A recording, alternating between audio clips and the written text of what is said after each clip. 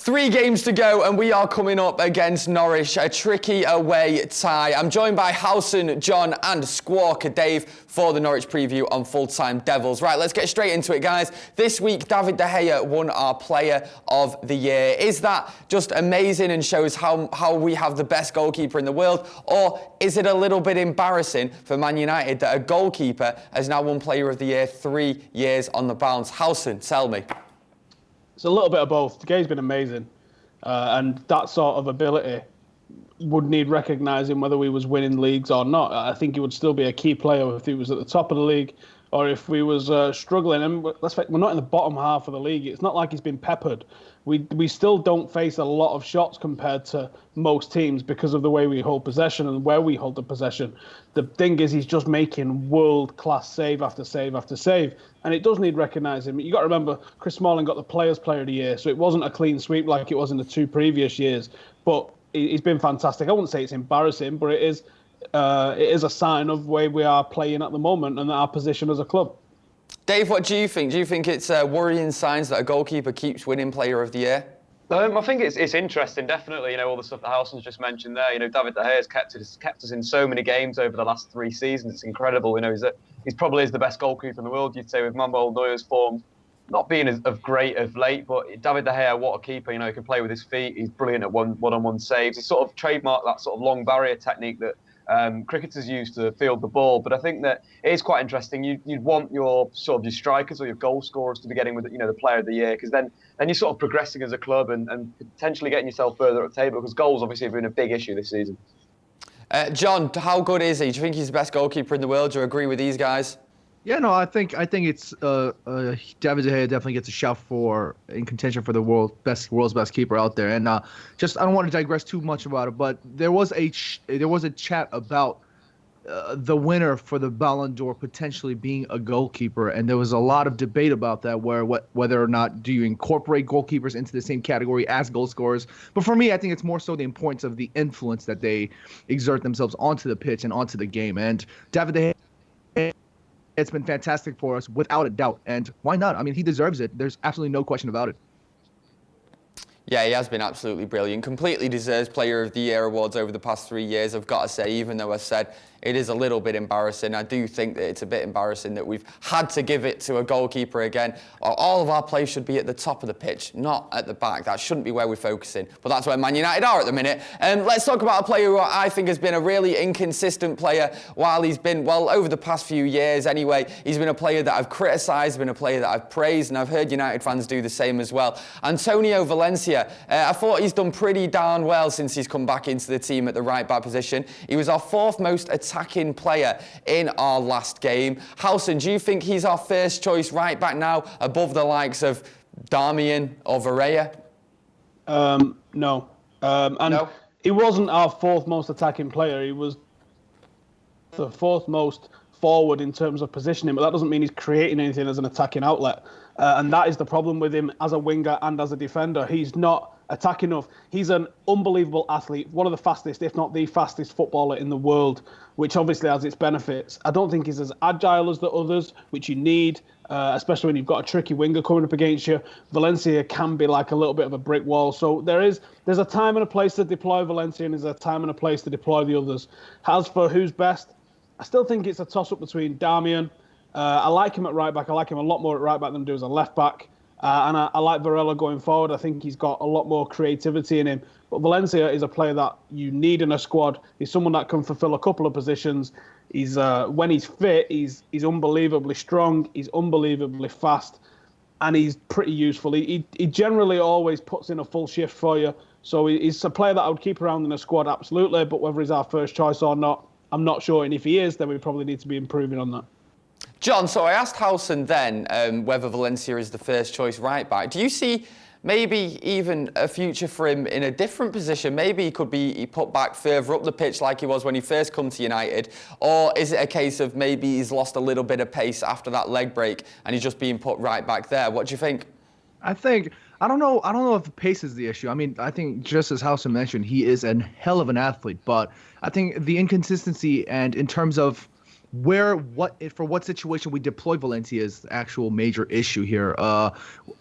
In terms of the position going forward for Valencia being the fourth highest up forward, I think that's just how Louis van Gaal likes to operate his style. I mean, we have two of the best in the business, so Dave and Steven can tell me if I'm wrong, but Louis van Gaal likes to really operate his fullbacks to go much higher up forward, and it allows the midfield to drop a bit forward, backwards rather. Sorry. So it's not surprising to see the fullbacks in that sort of forward role more so often than others. But I personally don't see Valencia holding down that right back position. I think the instability and the inconsistency in terms of defensive duties, I think we can rely a bit more on Darmian and Varela. And I would rather opt for Darmian, because I think he's gonna provide a little bit more stability in terms of the balance going forward and backwards. But Valencia, for futures to come, I think he's more going to be suited in a squad player role, rather than an actual cemented first choice right back.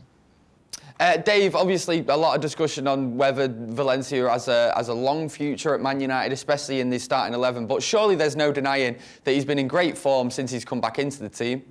Yeah, I think I completely disagree with Howson. I think it gives you a lot going forward. The last two games Man United have played, he's got 2 assists, one against Leicester and one in the FA Cup against Everton. I just feel it gives he's a different type of player to like Darmian or Fusu Mensah. He's more of an attacking player. Obviously, he's a winger by trade, but I do feel it gives us something else going forward. His assist that he did get for the Anthony Martial goal was a brilliant bit of wing play, that, getting forward into that position. I just feel it works for the system, as John mentioned, with a defensive midfielder dropping in, spreading out the 2 centre-backs, and then getting your full-backs forward. That's like classic Louis van Gaal play this season and last season. I think Valencia really gives you something else on that left-hand side. And he's sort of, combined quite well with Juan Mata or Jess Lingard. Obviously, they combined for the goal, Jess Lingard and Antonio Valencia. But I feel like he's a bit better than Darmian. But I think in the summer, it's I think in the summer, it's definitely a position that needs to be addressed. Dave, is he in your team then for the game against Norwich? Guys, can I just interrupt there, because I disagree with Dave there that he often. Here we go. Forward. Here we go. Go on. What is the Valencia standard issue pass? Tell me, Dave. Because his standard issue pass is a 45-degree pass backwards to the centre half. Every time he gets it, that is all he does. If he was braver, if he was the 2010 version of Tony Valencia, who I absolutely loved, who would stand the defender up, check inside, go outside and deliver a cross, fantastic. But we've not had him for 5 years. He's not been the same since he broke his ankle a few years ago. That's not what we get with Tony Valencia. With Tony Valencia now, he doesn't run with the ball enough. He doesn't attack with the ball enough. He doesn't cross with the ball enough. And like I said, he's got a couple of assists in his last 2 games. That's what's frustrating about him, because he has got it in his locker. He just doesn't do it anymore. Enough. Right. Are you done interrupting me now? Can we carry on?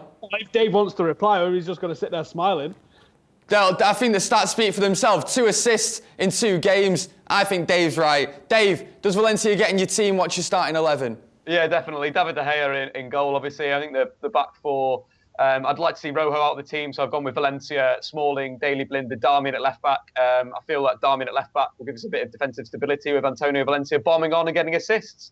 In defensive midfield, I'm going to go for Morgan Schneiderlin over Michael Carrick. I think Carrick, his time at United's probably coming to an end. We might as well give Schneiderlin as many games as possible. His win rate in the Premier League is pretty decent compared to the rest of the United players. When he plays, United generally win and they don't lose. So he gives you that, solidity in front of the back 4. My 2 central midfielders that are going to sit ahead of him are going to be Wayne Rooney and Ander Herrera. I think Wayne Rooney's been absolutely awesome since he's playing, dropped into central midfield. Agreed. But he just needs to get that consistency over the 90 minutes. He was really good in the first 20, last 20 in the game against Leicester City, but he just needs that middle period. He needs to be affecting the game for the full 90 minutes. A little bit calmer on the ball. Shot too many times for me against Leicester City, but keep him in there. Then the front 3, I'm going to, I think Jess Lingard's played very well this season for Manchester United. Functionally, he does a good job here, but we saw against Leicester City that he was sort of contained. When a fullback sort of sits off him, he lacks a bit of creativity in his mind, and again should have probably scored that goal when he was clean for own goal. A stronger player, a faster player like an Antoine Griezmann would have bagged that chance where he was through, and Danny Simpson obviously muscled him out of the way. So I'm going to go for Memphis on the right hand side, Martial on the left, and then Marcus Rashford through the middle.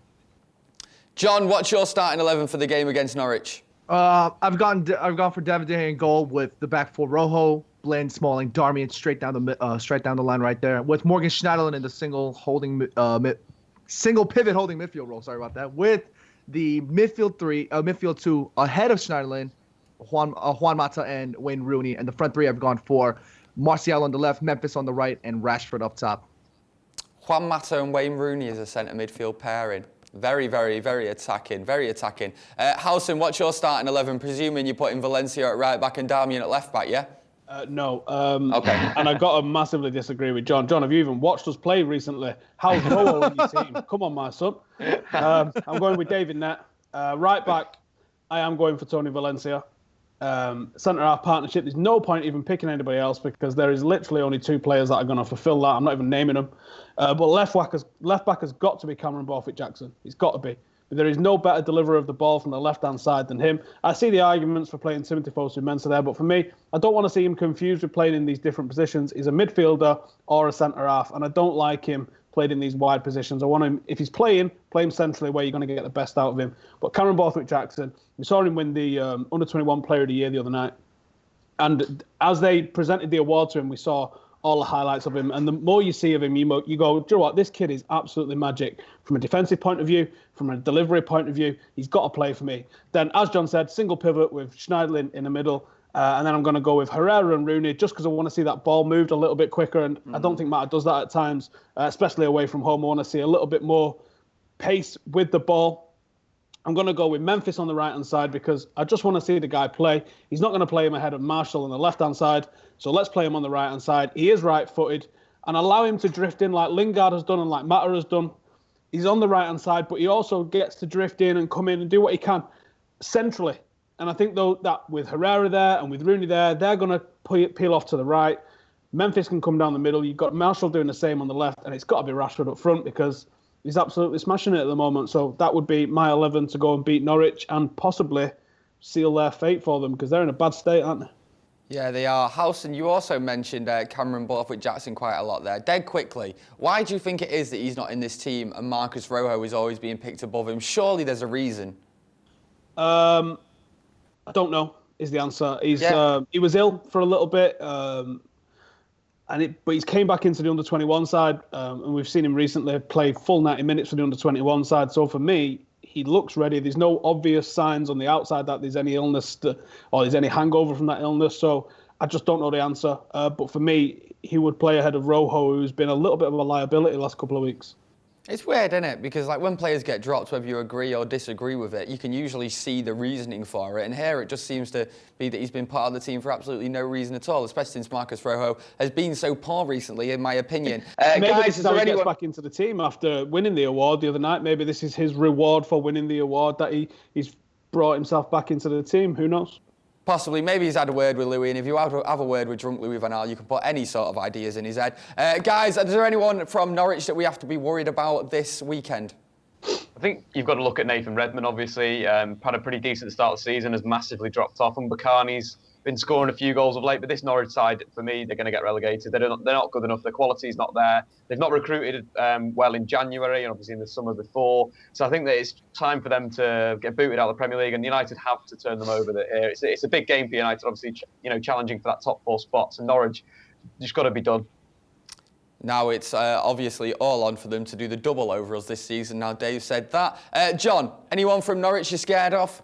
No, not really. I think David was kind of on point there in terms of the relegation side of things.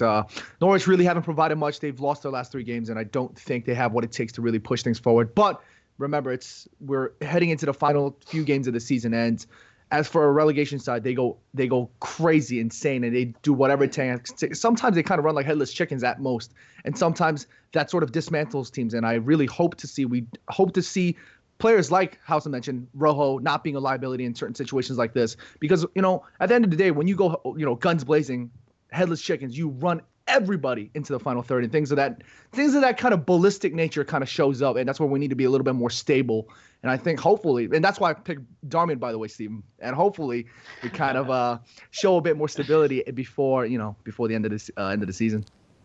Oh, bloody hell, the cats are out today, aren't they? All the claws are out in this preview. Howson, anyone from Norwich you're worried about? Norwich's problem has been the complete lack of goals. They've got decent build-up play, and they play okay football, but they're just not putting the ball in the net. I watched them the other night against Arsenal, and they just had no teeth about them whatsoever. Houlihan's a threat, Redmond's a threat, Buchanan looks decent, but there's no one scoring. I mean, he's no relation, but Johnny Howson, I think, is a solid midfielder as well. He's getting a few assists. He chips in with the occasional goal. He scored the occasional big goal. I think he's even scored one at the Etihad to beat City once. So they've got a solid side. These are the side that we could end up going and struggling to break down because of how our season's gone. And I disagree with John that teams at the end of the season don't generally go mental and pull points out of nowhere. Wigan did it once, but generally, and I did a spreadsheet on this going back 18 years. Trust me on this one. The teams that are in the bottom 4, they get an average points per game over their last 6 games, which is comparable to their previous 32 games. Every team gets on average about the same. There's only Wigan are the anomaly in that. Usually, if you're in the bottom half of the table, you're in the bottom 4 of the table, you're going to be picking up almost less than a point a game, which is relegation form. So I'm not thinking that they're going to pull it out the bag last minute against us here. I expect us to go and beat these. They're on a 3-loss streak at the moment. We're going to make it 4 at weekend. But Howson, football isn't played on Microsoft Excel. Whoa, Gaz, don't be like that. Oh, God, I forgot we've got someone from Squawker on as well. Right, guys, the only thing that matters in the game isn't spreadsheets, it's the final score. Squawker Dave, give me your final score for the game against Norwich. My spreadsheet says 1-0 United, Gaz. John, tell us. I'm going 2-0 for Manchester United. Howson? Yeah, I'm going to go with 2-0 as well. They haven't scored a goal, Norwich, in either of their last 3 defeats. Even Crystal Palace, who've been absolutely awful in the league, managed to beat them 1-0. Sunderland put 3 past them at Norwich, so I think United can go, and it's going to be tight, and it'll be nervy as it always is with United, but 2-0 quite comfortable in the end. I'll say 3-0. I think we'll be leading 1-0 at half-time, and then towards the end of the game, they'll completely drop off, and we'll bag a couple more. Memphis to come off the bench and do it. Right, guys, thank you very much for watching. That has been the Norwich preview. Go and follow all these guys on Twitter or about their general daily lives if you want. House and Shops at Sainsbury's. Nice one for watching. Get in the comments below. Subscribe. Give us a like. You know the drill. We'll see you next time. See you in a bit. 1-1 with Leicester today. They're going to be the champions, but United should have been winning that. Yeah. You have seen that in the first half we have dominated, yeah? And then we have created chances, but we cannot revolt ourselves. Huh? And then you have seen that Leicester City have created 1 chance. And David De Gea is not so able to score, to save also. But then in the second half we have not been able to dominate. Yeah, and then the referee, he has changed the game. Huh? You have seen it also?